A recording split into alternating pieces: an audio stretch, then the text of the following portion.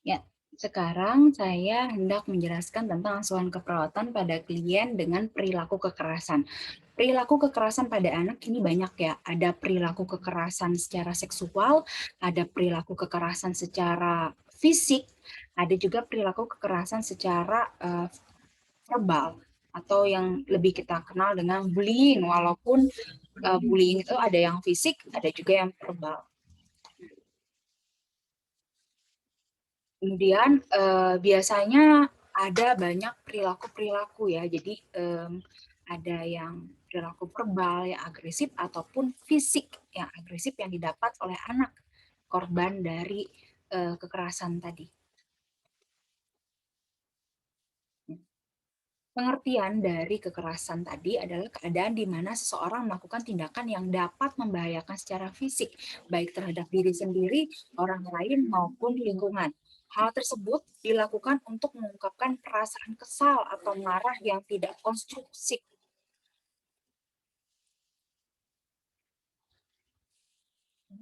Pengertian lain adalah perilaku kekerasan adalah merupakan status rentang emosi dan ungkapan kemarahan yang dimanifestasikan dalam bentuk fisik.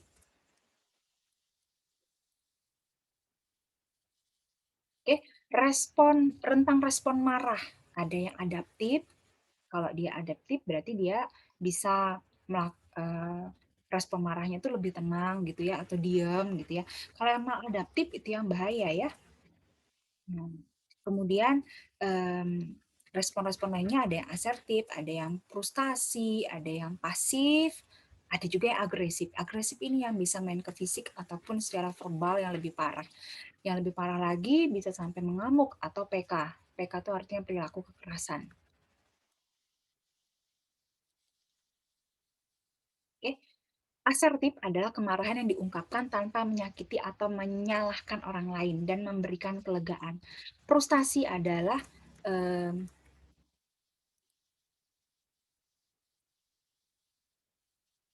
frustasi adalah gagal mencapai tujuan karena tidak realitas atau terhambat dan tidak dapat menemukan alternatifnya. Pasif, diam, tidak mampu mengungkapkan perasaan, tidak berdaya, dan juga menyerah. Agresif, tindakan destruktif tapi masih terkontrol. Klien mengekspresikan secara fisik tapi masih terkontrol. Mendorong orang lain dengan ancaman tapi cuma dorong atau cuma ngancam gitu. Awaslah nanti kalau apa gitu misalkan ya. Kalau sampai ngamuk itu ada tindakan destruktif yang tidak terkontrol. Perasaan marah, bermusuhan yang kuat, hilang kontrol serta disertai amuk dan merusak lingkungan.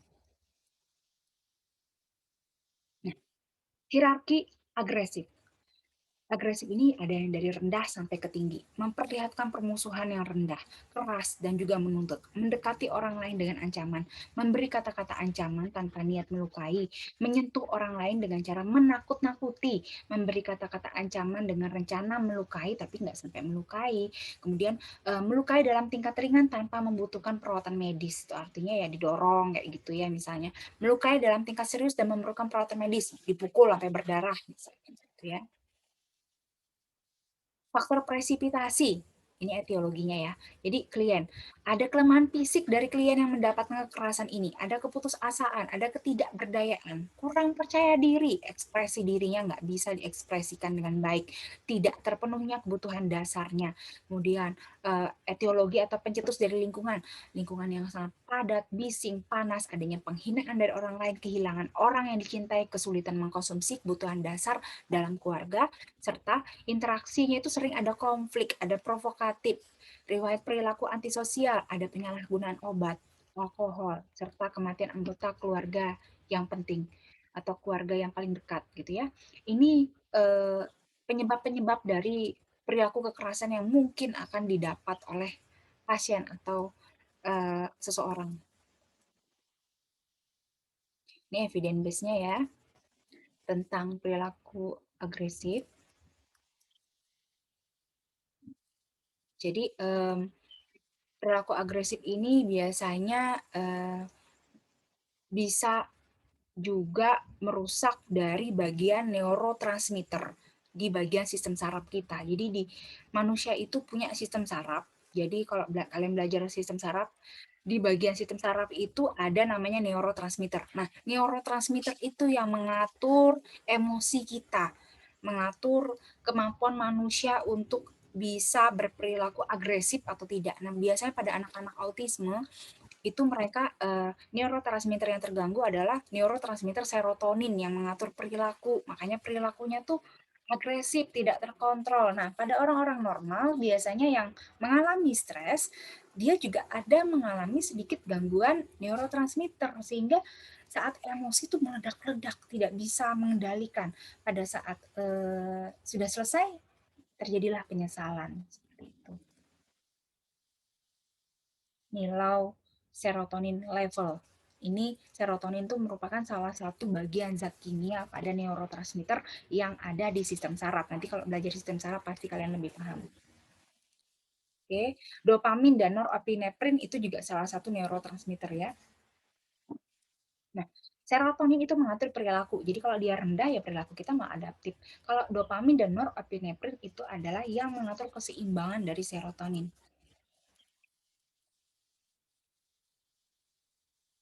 Oke. Ini faktor pencetus secara biologi ini dari tubuh sendiri ya, dari neurotransmitter, gangguan sistem saraf ya. Ini biasanya pada anak-anak autisme. Jadi ada perilaku bisa melukai diri sendiri ataupun melukai orang lain. Atau mungkin ada gangguan lain misalnya Asperger atau memang ada stres ya, stres bawaan sehingga ada perilaku PK. Sebenarnya gangguan jiwa itu ternyata bukan bawaan lahir ya, tapi terbentuk dari kebiasaan. Jadi lingkungannya itu banyak yang orang mengalami gangguan jiwa, jadi dia keikut, keikut perilakunya gitu. Jadi bukan yang penyakit turunan yang diturunkan. Seperti itu. Beda dengan kerusakan neurotransmitter pada anak-anak ABK. Ini gejala klinis biasanya saat diwawancara suka marah-marah gitu ya, nggak bisa dibawa ngomong. Waktu observasi mukanya nampak merah, pandangannya tajam, ototnya tegang, nada suaranya juga tinggi, pengennya berdebat aja, nggak bisa ngomong yang slow gitu ya, memaksakan kehendak, suka merampas makanan atau suka mukul, pokoknya tidak ada gerakan-gerakan santai saat diobservasi. Kemudian orang yang mengalami perilaku kekerasan ataupun yang melakukan perilaku kekerasan biasanya secara fisik itu mukanya merah, tegang, matanya melotot, tangannya menggempal, rahang mengatuk, wajah kemerahan dan tegang, postur tubuh kaku, pandangan tajam, mengatuk rahang dengan kuat dan jalannya mondar-mandir nggak jelas gitu ya. Ini gejala-gejala lainnya bisa dibaca, ada gangguan emosi, kognitif, dan sosialnya juga dia jelek ya. Jadi ada menarik diri, ada pengasingan, penolakan, ada ejekan dari orang lain, dan juga ada sindiran. Nah, kan perawat, kita sebagai perawat, strategi preventifnya adalah kita harus ada kesadaran diri dan kita juga menumbuhkan kesadaran diri pada pasien kita, berikan pendidikan pada klien, pendidikan untuk melaksanakan bisa menurunkan emosi, latihan asertif gitu ya, berikan komunikasi yang baik. Jadi ada kita bisa menjadi konselor bagi pasien kita, mendengarkan dengan baik dan membantu mencarikan solusi. Kemudian restrain itu jika memang sudah parah sekali, maka harus direstrain daripada dia melukai orang lain dan dirinya sendiri ya. Jadi mengikat diri sendiri. Nah, kesadaran diri itu adalah perawat harus meningkatkan kesadaran diri, memisahkan masalah pribadi dengan masalah klien, pendidikan klien, mengajarkan cara komunikasi, cara mengekspresikan marah yang tepat, dan respon adaptif ataupun maladaptif yang baik. Latihan asertif itu adalah kemampuan dasar yang harus dimiliki perawat. Jadi perawatnya mampu berkomunikasi langsung dengan setiap orang, mengatakan tidak untuk sesuatu yang tidak beralasan dan sanggup melakukan komplain, mengekspresikan penghargaan yang tepat. Itu tugas kita. Peran perawat lain, komunikasi, strategi komunikasi terapeutik, sudah belajar komunikasi ya. Jadi untuk masalah yang perilaku kekerasan kita harus bisa menjalin komunikasi yang baik dengan pasien. Kemudian menyediakan berbagai aktivitas untuk meminimalkan perilaku yang tidak sesuai. Tindakan perilaku, membicarakan dengan klien mengenai perilaku yang bisa diterima ataupun yang tidak. Ya, psikofarmakologinya. Ini beberapa obat ya, tapi obat ini hanya diberikan sesuai dengan resep dokter saja. Ini juga ya, masih obat.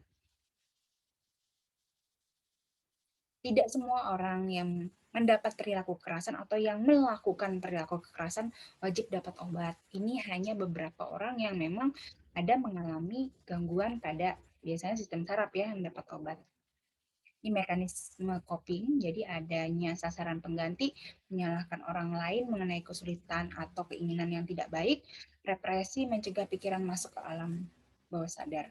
Dan reaksi formasi, ini mekanisme coping ya, biasanya kalau orang lagi marah gitu ya, dia akan melakukan hal-hal ini.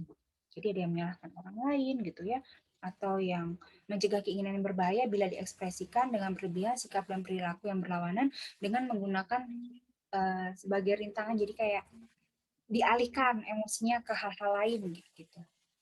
Kemudian ada juga yang displacement, melepaskan perasaan tertekan pada objek yang tidak berbahaya. Misal dia merasa tertekan, objek yang tidak berbahaya apa? Misalkan ada benda apa gitu ya, yang tidak berbahaya bagi dia, dia lampiaskan kemarahannya ke benda itu. Mekanisme coping. Diagnosa perilaku kekerasan. Ini ada pohon masalahnya. Jadi perilaku kekerasan biasanya akan ada diagnosa keperawatan atau masalah keperawatan harga diri rendah ya. Nah, etiologi dari harga diri rendah ini adalah ini yang di bawah nih etiologinya ada genetik, ada yang tipe kepribadian introvert, kontrol sosialnya jelek, presipitasi mungkin ada kejadian anggota keluarga yang meninggal yang dianggap penting atau yang paling disayang gitu ya, ada penggunaan maksa gitu ya, sehingga muncullah masalah keperawatan harga diri rendah, merasa dirinya tidak berharga, sehingga dari perasaan harga diri rendah ini mudah tersinggung, mudah marah, muncullah perilaku kekerasan, sehingga efek dari perilaku kekerasan ini memunculkan risiko mencederai diri sendiri atau orang lain atau lingkungannya. Nah, intervensi atau tindakan keperawatan yang bisa kita lakukan. Pertama, mengidentifikasi marahnya dulu. Tanda gejala yang dirasakan apa? Mengidentifikasi perilaku kekerasan yang biasa dilakukan. Mengidentifikasi akibat dari cara yang dilakukan. Melatih mengendalikan perilaku kekerasan dengan cara latihan napas dalam biar emosinya agak turun. Jadi di sini adalah intervensi yang kita berikan kepada pelaku kekerasan.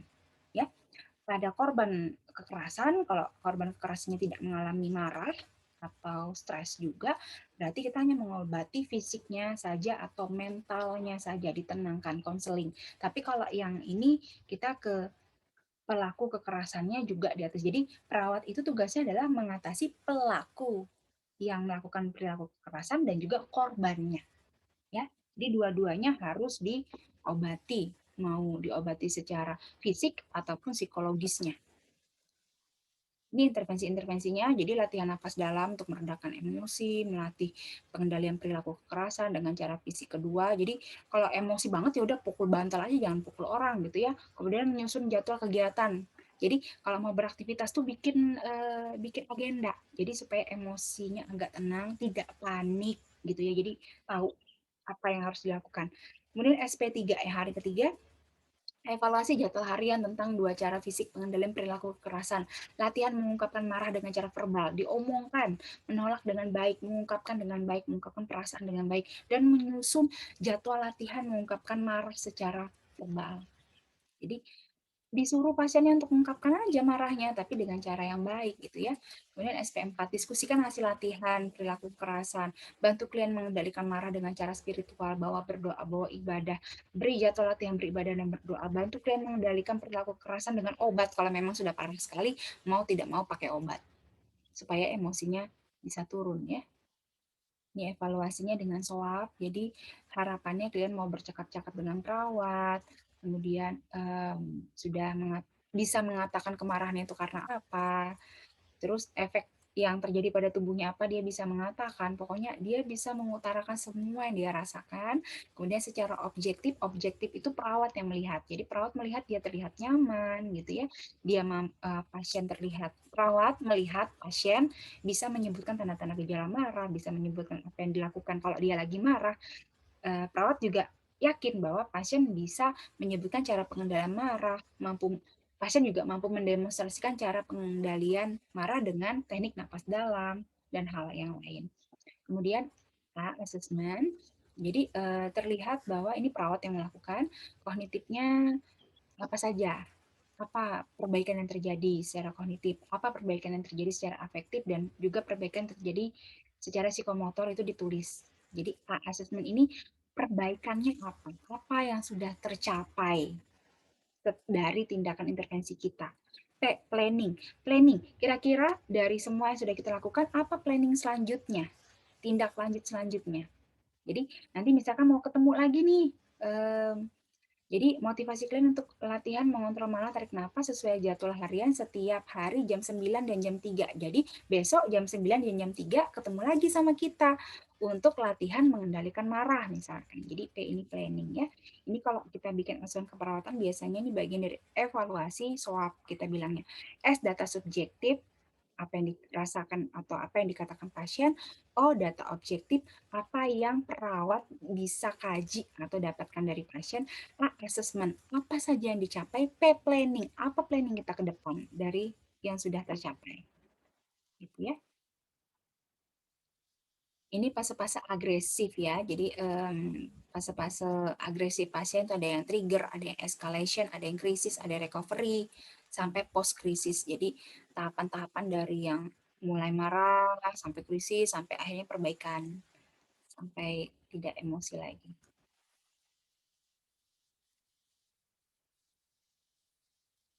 Oke, ini manajemen krisis, ini bahasa Indonesia-nya. Jadi ada 5 kriteria menurut apa? Jadi menurut The American Psychiatric Association atau apa biasanya disebut ini. Jadi kriterianya bisa dibaca ya. Kemudian indikasinya,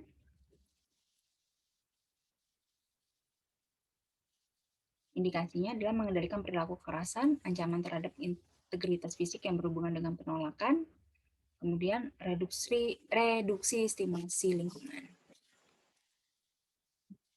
Ini manajemen krisis. Jadi manajemen krisis ini sudah manajemen krisis kalau pasiennya perilaku kekerasannya sangat hebat. Jadi manajemen kita ini ya, apa yang harus kita lakukan, apa yang harus kita siapkan. Ini yang siapkan alat pengekang atau restrain, itu nyiapin tali restrain, jadi ya diikat, pasiennya diikat biar dia tidak melukai dirinya sendiri dan orang lain. Pas dia sudah mulai tenang ya dilepas ikatan badannya ya.